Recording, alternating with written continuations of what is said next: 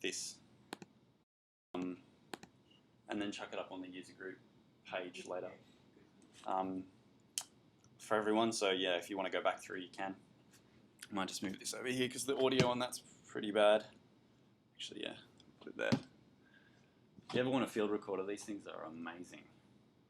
It's a Zoom H4n, and they also double as a sound card. It's incredible. And they've got phantom power XLR. Like, yeah, they're pretty amazing. I swear I don't work for them. Or Ableton. I don't work for Ableton either. So. Okay, cool. All right, so the first one I want to take you through is what's called a drum rack. I'll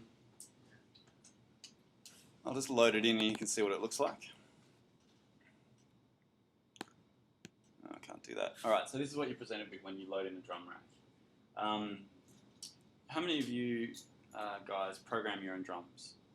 So in MIDI, as opposed to using samples.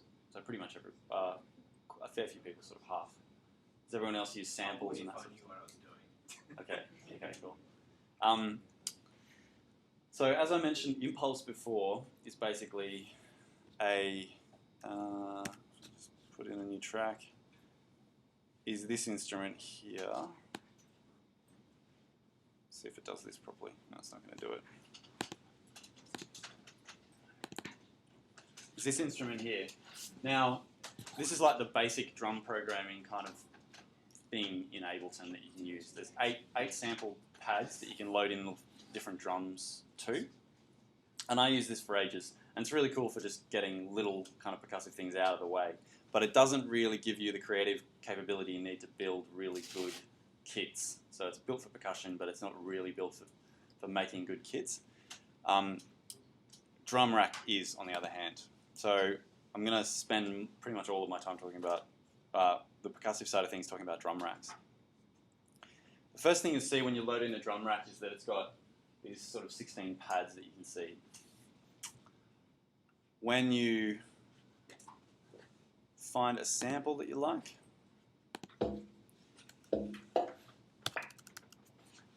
let's turn this up just because we can.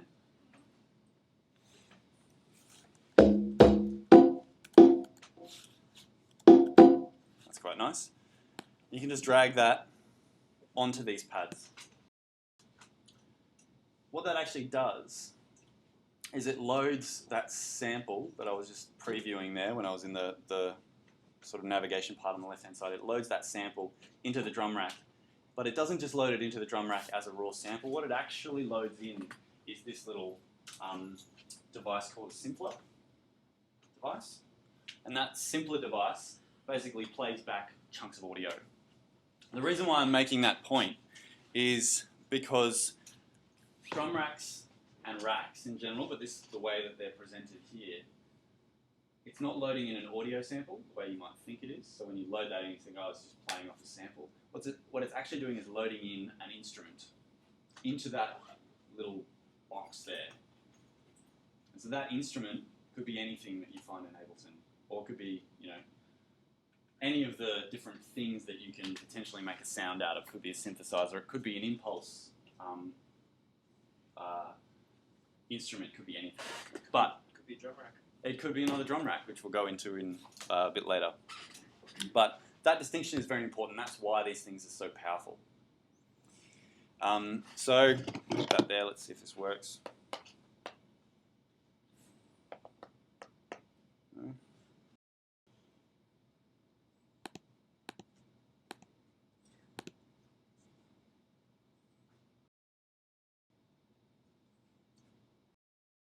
If you ever load AutoMap onto your computer, don't do it. Should really. Yeah, it just does weird things with your MIDI. Yeah, it does this. Ugh. All right. The way less version is with your mouse. So that's playing that back. And now it's a really simple and blunt instrument when you think about that. So we can find some samples that I like. Might throw in this hi-hat. That one's alright. Sounds pretty good. Load in a kick.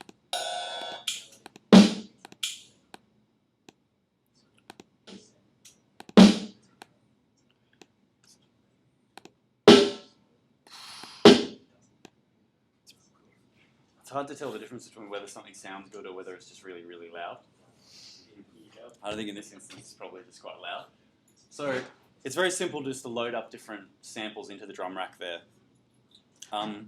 To play off now, just sort of preview those back, start playing them off, and that's sort of the beginnings of a kit that I want to build. But that's a relatively cumbersome way of doing things. If I've got a section of samples that I want to load in, so I just scroll down here and find a couple of other congas. So that conga, this conga, and that conga. If I select all of those and drag them in, you can just load them in across the pads, and it will load all of them in. So it's just a nice little kind of shortcut.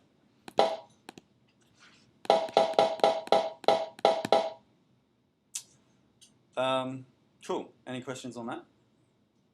Relatively straightforward. And then you can start building up your loop. So I just double-clicked on the MIDI, on the arrangement area, just up there, to load in a new MIDI clip. And any of you guys who have been to these before will know that basically I just draw out a house beat and it gets really boring. But if you want something a bit more exciting, you're going to have to go to Stuart or some of the guys who go off floor to floor. When you're working in MIDI on Ableton, there's this little headphone device here, which means you can press when you're chucking stuff in, which is pretty handy. So I'll start playing that back.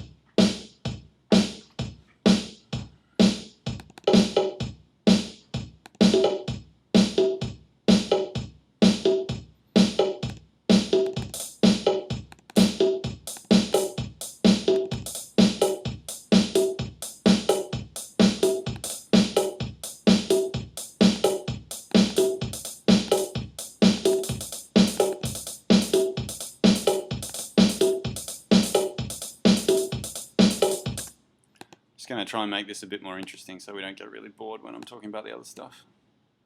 So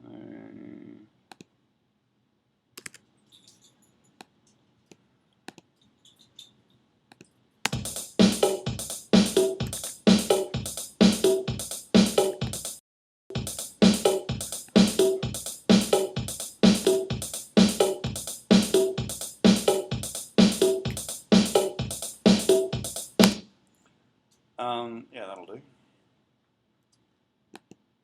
So I've got my basic drum loop. Now with drum racks, you can get far more creative in how you can process those sounds within the actual drum rack.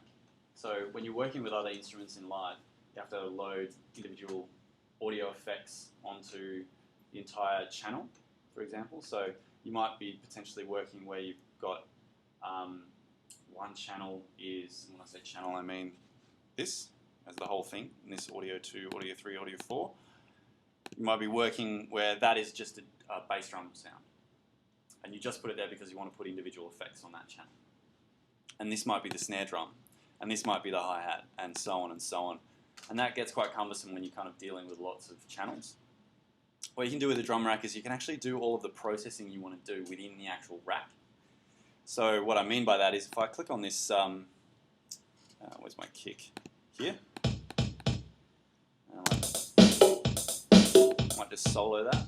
The solo button. You can start affecting that and dropping, different things to enhance the sound onto it. So my glue compressor. Now that's actually dropped it onto the entire channel. If I just drag it in here, and it will load that onto that individual channel.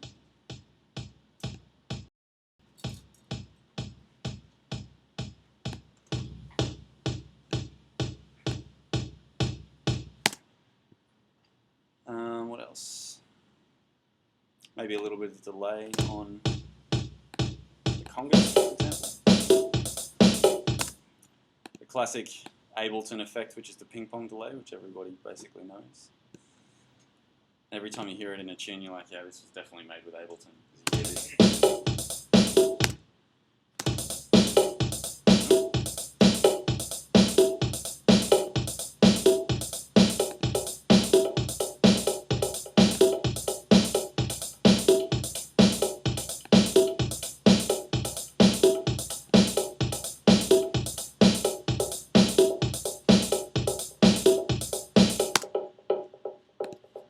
As soon as you hear that, you're like, yeah, it's definitely Ableton. Incidentally, the reason why that was the case is one of the guys who built Ableton is from a techno, I think, early Berlin techno group called Monolake. Have you heard of him? Heard of them? Robert Henke, yeah. And so they used these effects, and when they built Ableton, they just built the effects that they used into Ableton. That's one of them. So you can start doing all of that audio processing within the actual drum rack, which is quite a cool little effect. As I mentioned before, you can actually drop other instruments into drum rack. So one of the coolest things you can do with that is if I just load in a different rack.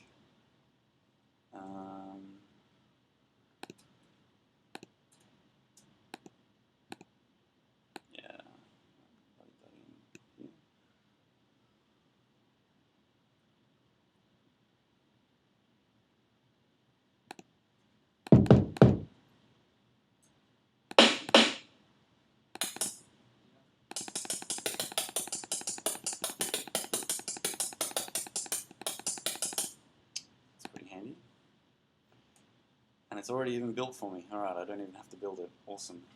Okay, cool. So, if I play this off and just build another really simple house beat, because I'm boring.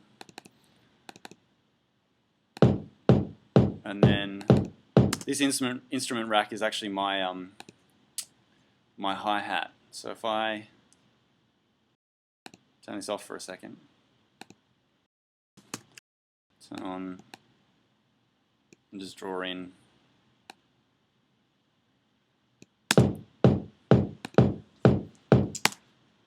What this is actually doing is I've loaded in another rack into this drum rack. In this instance, it's called an instrument rack. For all intents and purposes, it's exactly the same as a drum rack. I might actually show you with another device just so you can see it in action. So if I drag an impulse, this F1 box, you can see it's loaded that in there.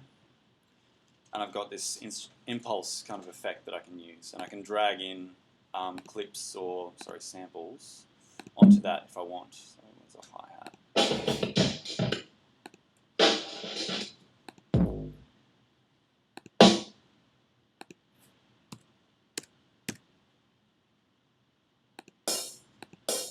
There we go. Now when I play that back, it's sending MIDI to that individual note, and that note is being sent to another instrument rack within that rack. Does the pad only ever send C1 or whatever MIDI note it is? No, it doesn't. So I might do that now, given that you've asked. If we park that conversation for a second, you can start routing the MIDI notes within drum rack as well, if you want to do that. And MIDI notes, for everyone who might not get into it that much, is basically if you tell the machine to play C1, it will play C1 and route messages between that point. So if you tell the computer to play C1 and then you say, I don't want you to play C1, I want you to play C1 and D1, for example. D1 being, in the same octave. It will do that, and so it will play both of those notes off. So the MIDI trigger comes in at that point, at that note, C1, but what comes out the other end is 2 MIDI notes. The actual practical application of that is you can send in one MIDI note from, say, one pad on here, if that was already working, and play multiple samples off quite quickly. So the actual way that you do that is, say I've got this kick here, which is a synthesizer. It's not a normal kick. I drop that into this pad next to it. I've got 2, so I might drop the frequency of that and resonance up and make it sound a little bit different. There we go. The way you do that is just down in this right-hand corner here, there's this I/O button. For those of you who've used Ableton a fair bit, you would be familiar with the I/O button on the main mixing window, and that's where you do routing between channels, sort of thing. So, yes, you use that a bit. Yeah, a little bit. You've got the same functionality in Drum Rack as you do in order to send signals around Drum Rack as you do with the actual mixer. So, for any of you who do, say, sidechain compression, that sort of thing, where you have to route a signal from one place to another, you can actually do those sorts of things within Drum Rack. So, click that I/O button and you're presented with these extra functions just here. What that basically means is you've got kick, operator, and kick, and operator just here. So that kick is responding to when I play the note C1.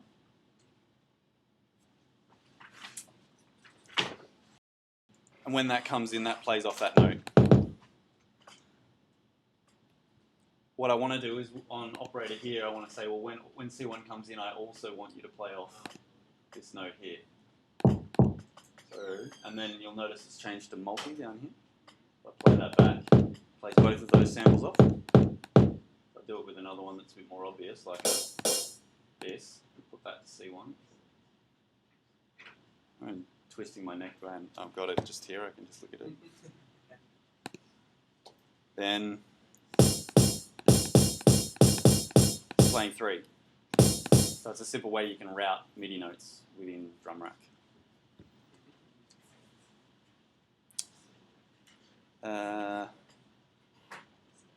Yeah, I might stay on this tip actually, given that we're going down it. Another cool thing that you can do with Drum Racks is create choke groups. So a choke group, is anyone here a drummer? A little bit, yes, a couple. So you guys would know that when you choke off a hi-hat, basically it means the hi-hat's open, you've got your foot up, and the hi-hat is really splashy. And then you choke it down, you put your foot down, and it changes the nature of the hi-hat sound and shortens the length of the sound, and you're choking that sound off. What a choke group does is it basically seeks to emulate that process. This is my understanding of it anyway.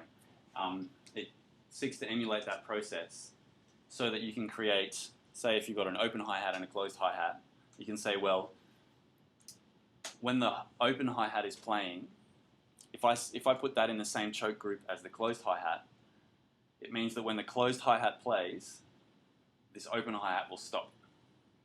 Much in the same way, a drummer would be playing an open hi-hat, and then they say, right, I want to choke that off, and then they close it, and they go back to playing the closed hi-hat sound. Does that make sense? Yeah? Sort of? I'll see it. You can see it in practice as well. That's what a choke group does. It means it prioritizes one sound over another when you put those two sounds in the same choke group. It's a little bit more blunt than that. It's not quite as smart as that, but that's what it does. Does it use the decay settings and the settings of the actual sample that's choky, or? No, it uses the one that starts first. Right. Yeah, that's why it's not quite as smart. Yeah. It's whatever's playing off, then that will be prioritized over the other thing that's playing. So I'll just put in, what do I have here?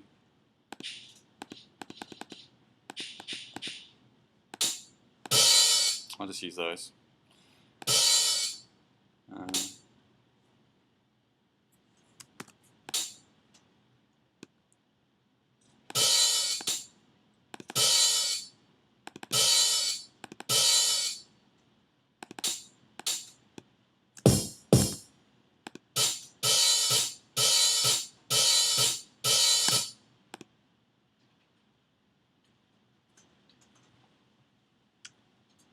It's already in a choke group. See that? That's a really bad example. Now I have to turn it off just to show it off.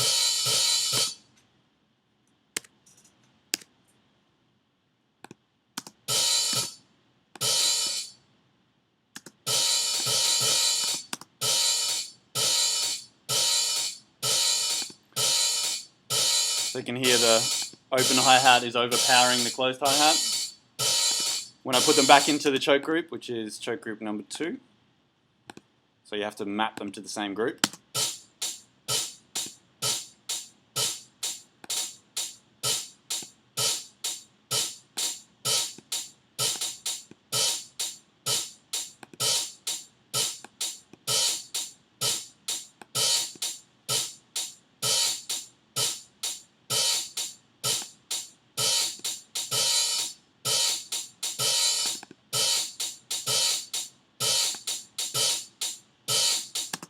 So is that just a matter of putting that both in belong to the same number in that set column? Yes. Right. And you get 16 potential choke groups. So I've never used more than 2. Does the help tips tell you what those columns each are? Like you mouse over those columns. Yep. Scroll all the way to the top. Right. Scroll up in that width, sorry, the IO.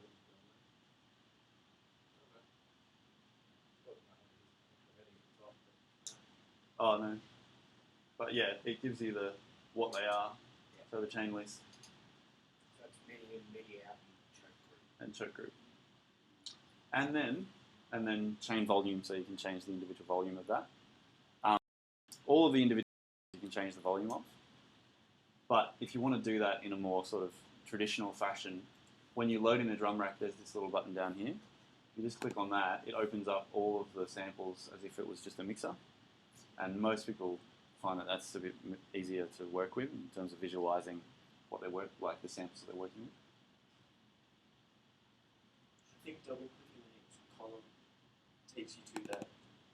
Yeah, it shows you just that app isolated from the drum rack. Nice. That's cool. I didn't know that. You blew my mind just before. I had no idea on the bottom there's 2 tabs. Yeah, that's kind of cool. I'd never seen that before. Well, when you tabbed over to the MIDI editor, down there, that button there, I never knew that existed. Really? Yeah, Wow. I'd never seen that. Quite cool. For the man who's written many tunes, that's quite surprising. That's so handy. Yeah. I always go back to I want to go to the MIDI and I have to jump back to it. It's a keyboard shortcut to you to I get use Alt Tab. Oh, Yeah. Alt Tab. Is it Shift Tab? Yeah. Shift Alt Tab. On My hands do it. I don't know what Mine- Something new every day. blown. I'm definitely going to remember that. Do you know about You can also group, say, you grab all your hi-hats, group them together, and then process them together as like you put in the same choke group, group them together, and then you can chuck the effects at the end of the hats. Yeah, so one of the things you can do with drum racks. So if you've got here, I've got this kit. Oh, this kit. I'll use it with this kit. So I've got those 2 kicks. Say I was at the end of my production kind of cycle, and I've got these 2 kicks. I'm like, all right, I've finished writing, but now I want to start really doing a lot of heavy processing. If you select some of those samples, so in this case, it's 2 of these channels, right-click. There's this thing called extract chains. And what that does is it takes those individual samples out and puts them in a new channel. So when you want to start mixing as opposed and producing more than creating, that's a pretty handy way of just kicking stuff out so you can start creating submixes and that sort of stuff. Sorry, I missed that last bit. So when you if you want to start taking samples out of a drum rack, because you might get to a point where it's quite complicated and you want to say, all right, I want to take out my kicks. Just select those 2 in here. You can do them in here, or you can do it in the arrangement view up here if you want, but I'll do it from the drum rack in this instance. And then click extract chains, and that will create a new channel. Is that an audio channel? Is that spit audio out? Or is it spit media? It's MIDI, so it's basically creating a new drum rack. Those 2 samples in it. And it looks like a MIDI over as well. That's brilliant. It's kind of like a MIDI freeze play. It's still rendering audio. So when you play that back. Yeah. Right, okay. But it just means that you can isolate little chunks if you want. Ah, Right. Okay. So yeah, and if you've got like a percussion part that you want to replicate, potentially you could extract that percussion part out and then change the samples. No, I think it's been around for a while. I think it's one of those things. I hadn't discovered it until about a year ago. So I don't know. It's one of those things like I don't know how long it's been in there. And then what is the create chain variation? Is that where you start with something empty and then you can drag it from? Yeah. So chains, when you're working with racks, so because I opened up this I/O thing,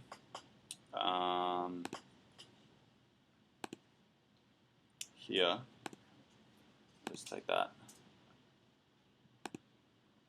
Yeah, because I opened up this I/O thing, it's a bit different. So when you're working with drum racks, it's easier to think of it as just these pads and something's loaded in these pads. In actual fact, all of these pads are an individual channel within that rack called a chain. So if you were to create a new chain, a new sample in there. Could you put in, say, 16 different instruments, like 16 different synths, and access them and play them through a MIDI keyboard through a rack like that? Yeah. I was thinking, I thought there were only jump tracks that only really okay, you got this MIDI note, and you're gonna plus it in, and you're gonna trigger that. Normally, how I learned was there's always a source. For every source, there's only one target. Yes, that kick you've got is probably a pretty decent example. Whenever that's operating, it's just being used to play one note, which happens to be very low and sounds a lot like the bass one. I don't think sort of what you're asking is it more flexible? How is that there's more than flexibility when you can play a whole entire melody with just based on just one MIDI note? Right. No, You can't really do that. Put an arpeggiator. You can put an arpeggiator in if you want. Good. I was going to say, damn, no one can do that. Yeah. You can put an arpeggiator in and it'll play lots of MIDI notes within that individual thing, which is what only one note. this this is.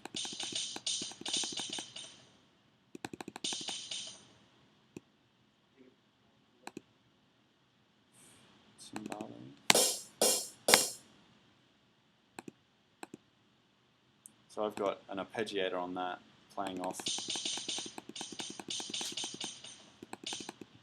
got decay on it.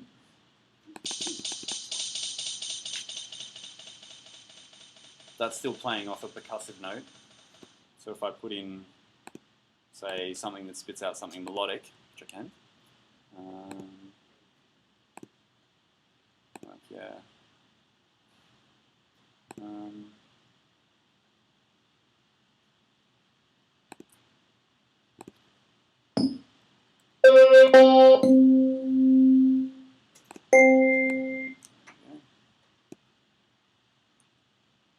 see what this sounds like.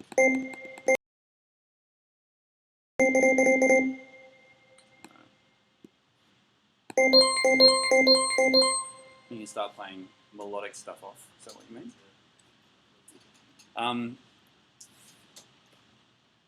How many of you have tunes and stuff you want to show off tonight? Is there anyone else? Yeah, of course. Yeah, okay. In that case, I might shut up and let you guys get up. And then carry over the other rack stuff for next time. Because that's drum racks, there's also instrument racks, and there's MIDI racks as well. And they've all got different, more expansive functionality within them. So yeah. Any last questions on that before I hand over? Cool. While we're figuring this out, it's probably worth mentioning, talk to people next to you, because if you haven't met before, whatever, because that's part of the point as well. It's not just to listen to us, but meet other people who are doing this. But give us 5 minutes and we'll try and figure out something else.